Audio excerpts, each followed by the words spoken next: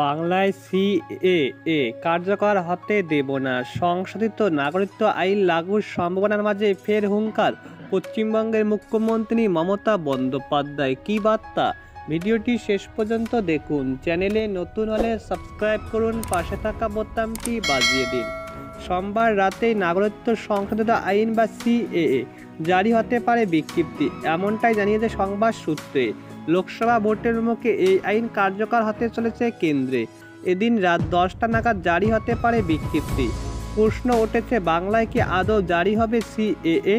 এই প্রসঙ্গে বারে বারে উঠে এসেছে মুখ্যমন্ত্রী মমতা বন্দ্যোপাধ্যায়ের মন্তব্য।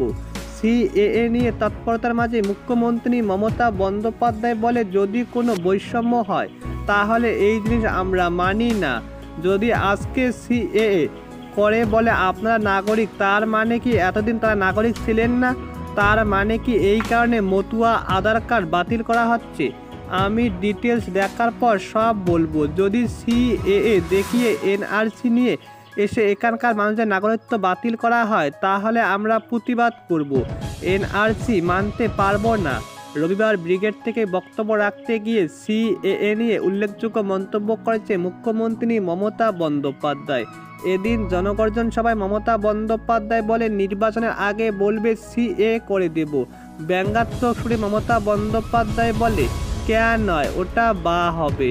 তার মানে ইতিমধ্যে বাগআউট করবে। নির্বাচনের পর আপনাদের সব কেড়ে নেওয়া হবে আর উপর থেকে বাংলায় পাঠিয়ে দেওয়া হবে।